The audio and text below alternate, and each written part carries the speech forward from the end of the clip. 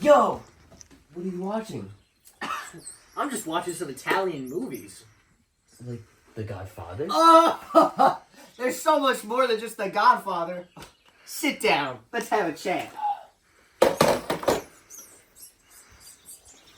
Well, it all started back in the early 1900s where this guy had a video of a horse. Yeah. And it was going ba-doom, ba-doom, ba-doom. And that started what we call movies. But Italian movies are super duper important.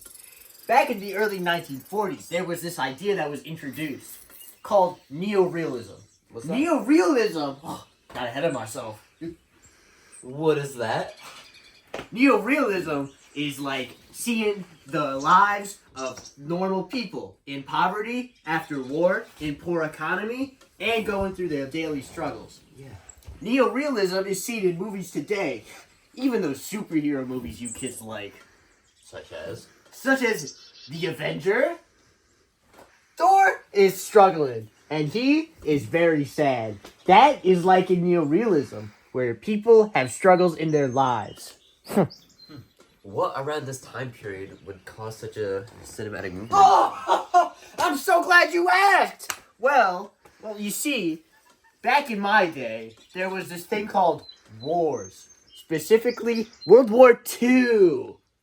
World War II caused the economy to be in shambles. And people were poor because of that, and they were so sad. And they made movies with real people to show the lives that they had. So, quick question. Did these movies use very popular actors at the time? No, they used real people, so the emotions were genuine. Like 1948's Bicycle Thieves. Maybe wondering why it's called Bicycle Thieves. Why is it called Well, this guy, whose job is dependent on his possession of a bicycle, has his bicycle stolen. So he goes around searching because he needs a job because his family's so poor and he barely can afford food. Oh, I know. I'm with you there. this is awful. Now, the struggles in Bicycle Thieves can be seen in some movies today, like Wendy and Lucy.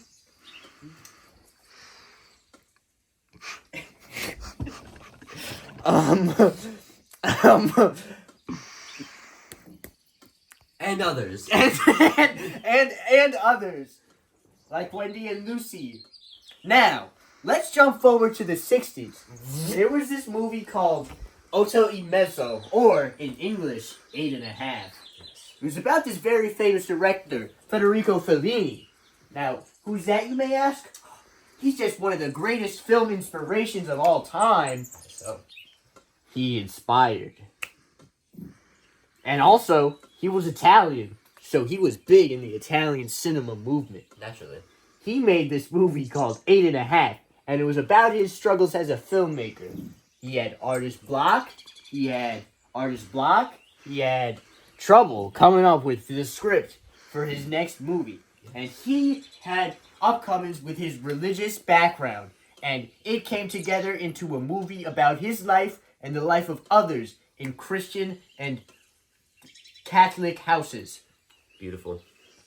Now let's jump forward again to the 2000s, where there was movies like 1900, Milena, and Cinema Paradiso. Wait a minute, one of these things is not like the other. Look at that. Cinema Paradiso! That was made way back in time before the 2000s. It's about this poor family who found happiness through the movies. That's like our time today. Many people can relate to that because they like watching movies to escape their lives. That was like in the movie when that happened because they like doing it. That is another example of Italian neorealism. Now, let's go to Milena. That was in the year 2000. This is a movie about a woman who goes through the misogynistic, sexist life of an Italian city, who sexualize her, call her names, be mean to her, beat her, almost kill her, and drive her to leave in the town. How profound.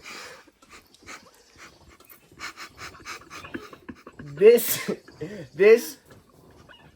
This is shown through the eyes of a young man who is just having a sexual and puberty-related awakening. And he sees that this is no life a woman should lead.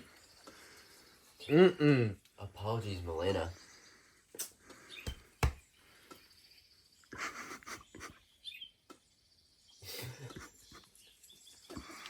Now, let's go to 1900. This is a movie about how a boy born on a wealthy cruise ship was born into poverty in the cruise ship, and he found love with music, and he didn't want to go out into the real world. Why would that be? Because he grew up on the ship. The world is too big for him.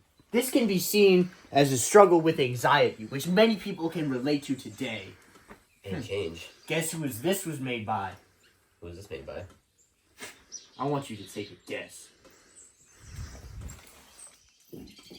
Fellini. I don't know.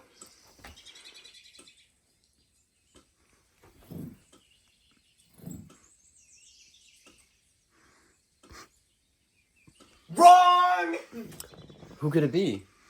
Giuseppe Tornatore! He was another good Italian director! I can't believe you didn't know that! Why didn't you know that? I'm not caught up. I'm not with the times. I have so much to teach you! Good thing I took Miss Klopp's Italian cinema class. This is gonna take a while. So it all